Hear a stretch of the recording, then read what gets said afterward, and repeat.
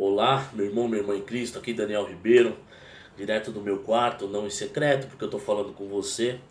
Irmãos, eu estava lendo um texto aqui no meu quarto e me chamou algo interessante, me chamou a atenção nesse texto aqui, que é muito pertinente para os nossos dias atuais. Olha, principalmente nesse ano de 2018, que é um ano de eleições, tá? E é um ano que a gente vai, assim, se a gente quer mudar realmente o Brasil, eu acho que nossa decisão é no voto, tá? Nossa decisão é no voto. Eu vejo assim muitos cristãos falando assim: ah, o cristão deve anular o voto ou não. Já vi muito dizer isso aí. Olha, se a sua decisão, se a sua intenção é tentar mudar o Brasil, sua decisão tá no voto, tá? Tá no voto, tá? Não tem a democracia, o seu poder na democracia, se é que você tem alguma voz na democracia, é o voto, tá? Não tem outro caminho. Então, se você pretende, se você quer começar alguma coisa, começa votando direito, né? Mas eu achei interessante nele. É, a igreja de Corinto era uma igreja muito problemática, né? E Paulo estava instruindo a igreja de Corinto. E ele fala algumas coisas aqui no versículo 9, 10 e 11. Mas por que me chamou a atenção esse texto aqui também? Esse texto aqui fala sobre homossexualismo, né? E eu tenho um amigo, um conhecido amigo meu, que ele é homossexual. Ele é homossexual e...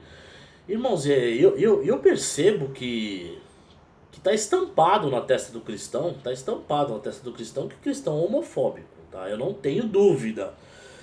Basta a gente ver, olhar nas mídias sociais, na televisão, que se a gente vê aí os embates que tem por aí, a gente vê que cristão é homofóbico. Cristão não sabe. O cristão é difícil, é raro a gente ver um cristão responder com amor a uma questão homossexual, a uma questão em relação ao homossexualismo. Geralmente é em tom de acusação, né? É em tom de acusação, olha, se você não mudar a sua prática, você vai pro inferno, né? Geralmente é nesse tom assim, né? O cristão geralmente não é nem questão de raiva, sabe, de ódio, às vezes não é nem, às vezes é um tom, é uma questão de despreparo mesmo, tá? Mas acaba gerando essa tal da homofobia aí, né? Acaba gerando isso aí. Entendeu? Então, às vezes eu acho que é uma questão de despreparo e fica esse rótulo de cristão homofóbico, né? Eu vejo isso, eu enxergo isso, né? E o que acontece? Eu tenho um amigo meu que ele é homossexual, se diz cristão, né?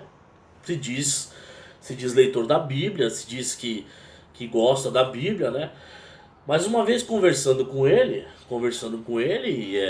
uma conversa muito franca assim com ele, eu perguntei pra ele. Inclusive assim, ele me falando, né, em outras conversas, eu perguntei pra ele como tudo tinha começado, né? Como tinha começado. Ele falou que ele foi abusado na infância, ele falou que foi abusado na infância. E interessante que depois na adolescência dele, ele acabou se apaixonando pela pessoa que abusou ele. Eles mantiveram um relacionamento, eles mantiveram um bom tempo relacionamento pela pessoa que abusou ele, mas depois não teve mais relacionamento. E uma conversa muito franca que eu tive com ele, eu perguntei pra ele. Falei, olha, esse conhecido meu, uma pessoa muito boa, do bem, honesta, do bem, sabe? Respeitadora, pessoa do bem. Eu perguntei pra ele, assim, não vou citar o nome, claro. Eu perguntei pra ele, olha, nem de longe você não sente, não percebe que isso que você faz é errado, né? Ele falou assim, olha Daniel, você quer saber assim, uma resposta sincera? Você quer uma resposta sincera? Eu falei, sim, claro, quero. Ele falou, cara, eu tenho completa noção, convicção do que eu faço é errado. Ele falou isso pra mim. Até me espantou a resposta dele, né? Aí ele falou, ainda mais ele falou assim, ó, mas quando eu for pro céu, eu vou chegar pra Deus e vou pedir perdão. Sabe o que eu falei pra ele? Nada. Fiquei quieto na minha, não falei nada. Não vou acusar, não vou debater, não vou. Não era a hora ali naquele momento ali, não era a hora de eu pegar a Bíblia e tá, instruir ele ali de uma maneira. Falar, olha, é, No céu você não vai ter uma chance de pedir perdão, porque a Bíblia fala que o homem está ordenado a morrer uma só vez, depois disso já é o juízo. Não era a hora ali.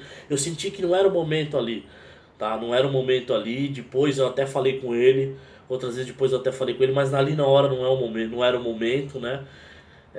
Porque tinha até o namorado dele tava ali perto ali, entendeu? Não era o momento ali. Mas foi uma conversa bacana. Foi uma conversa bacana, né? Mas beleza. O que eu tô querendo dizer? Eu acredito que se o cristão diz que se preocupa tanto com essa questão de homossexualismo, deveria responder com mais graça. Deveria responder ao homossexual com graça, tá? Como Jesus responderia. Uma vez eu escutei um vídeo aí dizendo assim: ah, mas Jesus nunca cruzou com um homossexual pra gente saber qual que seria a reação dele. Tá, se ele tivesse cruzado com um homossexual, a reação dele seria de amor, de graça, tá? Então ele não precisaria ter cruzado, a gente não precisa saber, não precisa ter um texto na Bíblia onde Cristo cruzou com um homossexual para saber qual seria a resposta dele. Ele é amor, ele é graça. Então a gente sabe qual que seria a atitude dele. Mas tem um texto aqui na Bíblia, esse texto aqui de 1 Coríntios 6, onde é um texto muito interessante, onde Paulo ele fala, né? Ele fala assim, deixa eu ler o texto aqui, e diz o seguinte: vocês não sabem que os perversos não herdarão o reino de Deus? Não se deixem enganar, nem imorais, nem idólatras, nem adúlteros, nem homossexuais passivos ou ativos, nem ladrões, nem avarentos, nem alcoólatras, nem caluniadores, nem trapaceiros herdarão o reino de Deus. Muitos cristãos leem esse texto e param aí para falar com homossexuais, mas o texto continua: assim foram alguns de vocês, mas vocês foram lavados, foram santificados, foram justificados no nome do Senhor Jesus Cristo e no Espírito do nosso Deus. Olha que texto interessante, irmãos.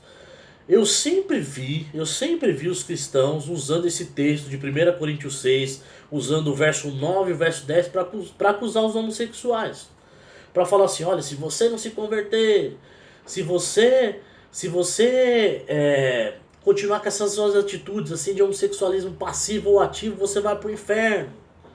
Só que nunca teve uma atitude de graça para essa pessoa. Nunca pregou o evangelho para essa pessoa. Meu irmão, pensa comigo. Essa carta de 1 Coríntios, a igreja de Corinto já estava estabelecida, certo? A igreja de Corinto já estava estabelecida.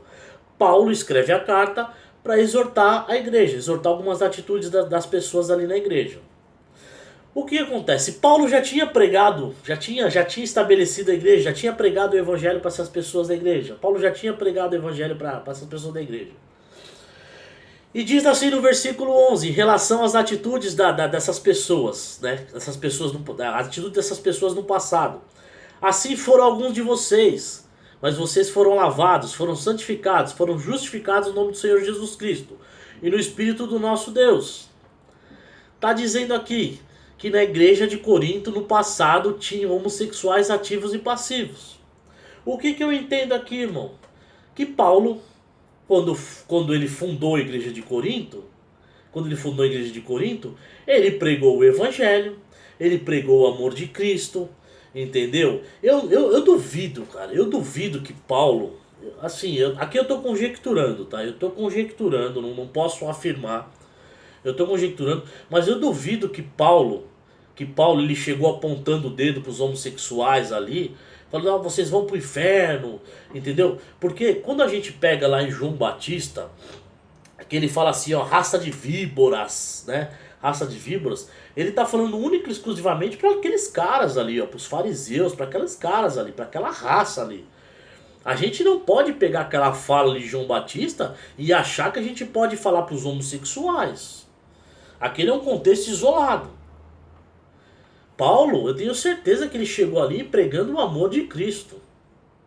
O próprio Paulo, no contexto aqui em Coríntios, em 1 Coríntios, no versículo 1, no versículo 2, ele fala que ele pregava o evangelho com o poder do Espírito Santo.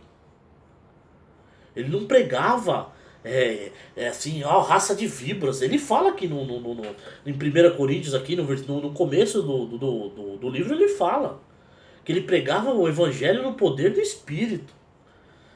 Entendeu? Então, Paulo não é que nem assim que a gente vê muitos cristãos assim chegando pro homossexual. Olha, você vai pro inferno se não mudar essas práticas. Se você tá falando isso pro homossexual, você vai pro inferno se não mudar essas práticas. Você tá pegando um contexto errado aí, que nem João Batista fazia naquele contexto, e tá fazendo que nem ele. Cara, irmão, você não tá agindo com graça, não tá amando o seu próximo como a ti mesmo. Quando você pregar o evangelho, se você, olha, irmão, eu tô falando pra você que realmente quer pregar o evangelho, que tem amor no teu coração, que quer pregar um evangelho de graça, e chegar um dia pra um homossexual e quer ver e quer que ele veja Cristo resplandecendo na tua vida, prega um evangelho de graça e amor, não acuse ele. Porque olha o que aconteceu na igreja de Corinto. Paulo pregou um evangelho de graça, e olha o que Paulo fala depois aqui, ó. Eu vou repetir aqui, olha o que Paulo fala depois aqui, ó. Ele diz aqui, ó: não se deixe enganar, nem imorais, nem idólatras, nem adúlteros, nem homossexuais passivos ou ativos. Essas eram as pessoas, né? Que era o contexto das pessoas da igreja de Corinto, porque ele fala no versículo 11: assim foram alguns de vocês. Então, alguns da igreja de Corinto eram homossexuais ativos e passivos. Aí ele fala: mas vocês foram lavados, foram santificados, foram justificados no nome do nosso Senhor Jesus Cristo, no Espírito do nosso Deus. Então Paulo afirma: alguns de vocês eram homossexuais ativos e passivos, mas vocês foram lavados no sangue de Jesus. Então, há esperança, há esperança. Mas o evangelho, o verdadeiro evangelho não deve ser pregado com acusação, apontando o dedo, mas deve ser pregado com o amor de Cristo, com a graça de Cristo. Porque como eu sou pecador, como a gente vê que o homossexual, a gente aponta o dedo dizendo que ele é pecador, eu sou pecador também, você é pecador também. Entendeu, irmão? Então, irmão, pensa um pouquinho nesse ano que a gente está de 2018, que vão vir as eleições, que tá vindo esses assuntos à tona. Eu tô dizendo pra você, irmão, que realmente tem compromisso com Cristo, que realmente tem compromisso com o Evangelho, que realmente quer fazer a diferença onde você tá, que realmente quer pregar o amor de Cristo, que não quer ser mais um só, que não é assim, que não é um Maria vai com as outras, sabe? Que quer ser diferente, que não importa com o que os outros falam, sabe? Que não é massa de manobra. É com você que eu tô falando. Entendeu, irmão? Então há esperança. Há esperança. Prega o amor de Cristo, a graça de Cristo, seja influência. Seja influência. Deixa que a pessoa veja a luz em você. Seja sal da terra. Entendeu? Não seja um acusador. Porque a gente sabe quem é o acusador. Não seja você o acusador. A pessoa já tem um acusador. Não seja você o acusador, se é que você me entende. Pregue a graça de Cristo. Como Paulo fez ali na igreja de Corinto. Como Paulo fez. Certo? Como Paulo fez. E aí ele pode dizer assim, ó. Ele pregou o evangelho da graça e ele fala assim: assim foram alguns de vocês, mas agora vocês são lavados e remidos no sangue de Jesus. Ex-homossexuais, lavados e remidos no sangue de Jesus. Porque o poder de Deus, a graça de Cristo, ela é libertadora, ela transforma. Amém, irmãos? Glória a Deus, fica na paz e Deus te abençoe.